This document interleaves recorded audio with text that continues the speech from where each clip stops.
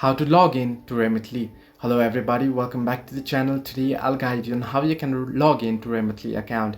Now the process is quite simple. You can do so on your browser itself, or you can download the Remitly application. If you head into the Play Store or App Store, and there if you want to search in for Remitly there, and once you search in for Remitly, the Remitly app will pop up there right away and you can download it and you can open it.